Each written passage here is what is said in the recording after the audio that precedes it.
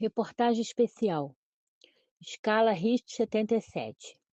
O terremoto que atingiu o estado indiano de Gujarat em 26 de janeiro de 2001 foi a mais devastadora catástrofe natural de que se tem lembrança. A destruição assumiu proporções avassaladoras. Assim que a poeira se dissipou, homens e mulheres e crianças tiveram de assumir o controle do próprio destino. Foram muitos os momentos de tristeza e desespero, mas também de esperança e alegria, e os exemplos de extraordinária coragem. A noite foi longa para Razik Taker Sony, seu plácido pastor alemão. Ganiu e latiu durante a noite toda, subindo e descendo da cama em que Rosique, 52 anos, e a mulher tentavam dormir. O ex-prefeito de Badiou gostaria de ter descansado mais, pois no dia seguinte haveria diversas festividades. Sexta-feira, 26 de janeiro de 2001, era o Dia da República, o 51º aniversário da reconstituição da Índia. Ali no estado ocidental de Gujarat, assim como em todo o país, famílias se preparavam para o fim de semana prolongado em celebração à mais importante data nacional. Na cidade de Anjar, Nimita Thacker, 12 anos, sem parentesco com o prefeito, havia terminado de estudar e conversava com os pais. Estava ansiosa para encontrar os amigos da escola na manhã seguinte, no desfile do Dia da República. Ficou radiante quando Ritten, o irmão mais velho, contou que planejava assistir ao desfile e que procuraria por ela.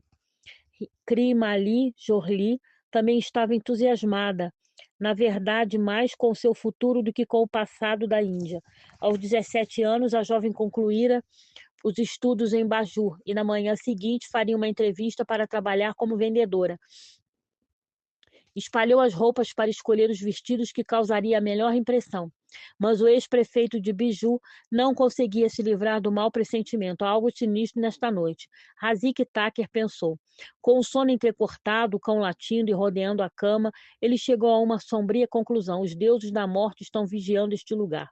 Cedo na manhã seguinte, na área rural a nordeste de Biju, Majarat Karm saiu de sua aldeia, o Medipur, para buscar lenha. Na beira do grande deserto que estendia entre ele e a fronteira do Paquistão, uns 80 quilômetros ao norte, começou a cortar pequenas árvores. Para carregar a lenha de volta, trouxera com ele uma parelha de bois atrelados a uma carreta de 2 rodas.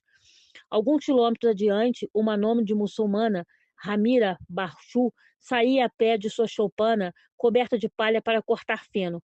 Pouco antes de partir, comentou com o marido que os cães pareciam estranhamente agitados naquela manhã, latindo e uivando. Às 8h46, uns 15 quilômetros abaixo deles, uma placa da crosta terrestre com cerca de 50 quilômetros de largura deslocou-se 6 metros.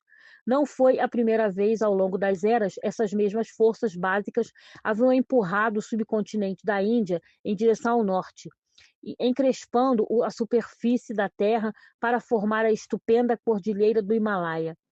Nessa manhã de janeiro, a energia criada pelo movimento explodiu com a velocidade de um foguete e o ruído de dezenas de caças de guerra e uma força 700 vezes maior do que a energia liberada pela bomba atômica em Hiroshima. O lenhador Majarat Karman sentiu ceder os joelhos. A terra à sua volta começou a tremer furiosamente e rachou. Seus bois começaram a cambalear. Harima, a muçulmana nômade, perdeu o equilíbrio e caiu, sendo depois jogada para a frente. Conseguiu se reequilibrar apoiando-se nas mãos. Depois de mais de um minuto de ruídos ensurdecedores e oscilações violentas, horizontais, verticais e até circulares, surgiram visões fantásticas e aterrorizantes. Os aldeões de Umebon viram fendas de 15 centímetros de largura rachar a terra em todas as direções.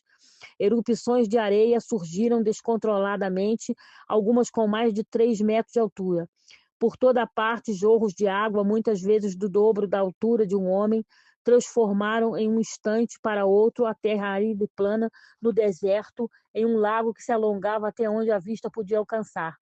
Quando os aldeões provaram a água, perceberam que estava salgada, revivendo a antiga lenda, neste caso um fato científico, de que milhões de anos antes toda a região fazia parte do oceano.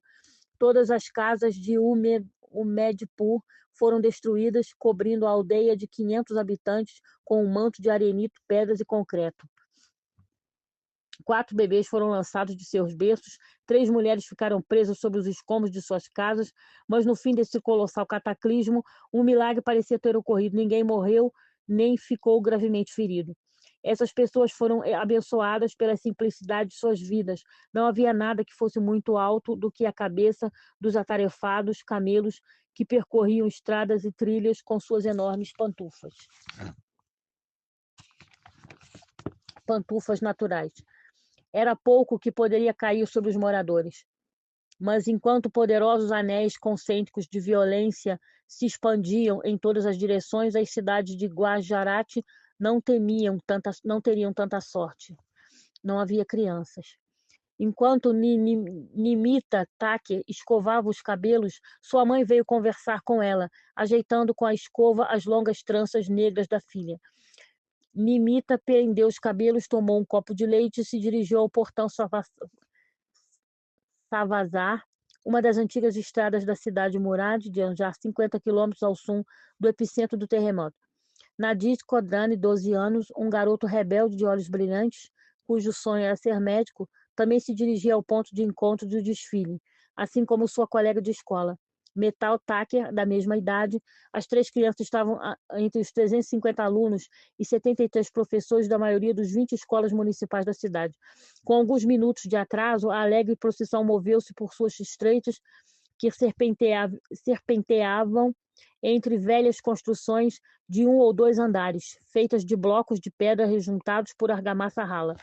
Todos os meninos vestiam camisas brancas de shorts caqui e as meninas vestidos marrons com xales brancos.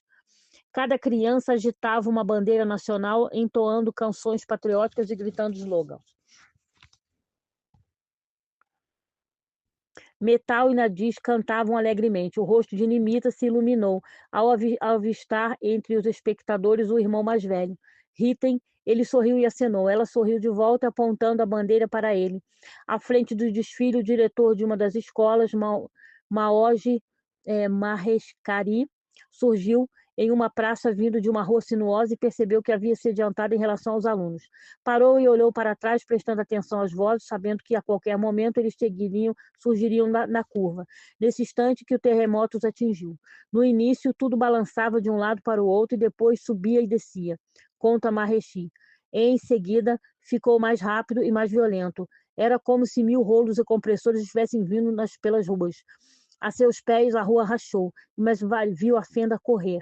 Então, em meio ao estrondo dos desabamentos e aos gritos das crianças, tudo escureceu em um redemoinho de poeira. Achei que fosse o fim do mundo, lembra ele. Pensei na Arca de Noé. Estava certo de que se tratava de uma catástrofe mundial. Não podia imaginar que sobreviveria. Quando ele pôde enxergar algo, olhou para onde as crianças deveriam surgir. Mas os prédios que ladeavam a rua haviam desmoronado. Não havia crianças, gagueja ele. O queixo tremo. Não havia nada, exceto um monte de escombros. No momento em que a xícara de chá caiu da mão de Natalie Kumbi,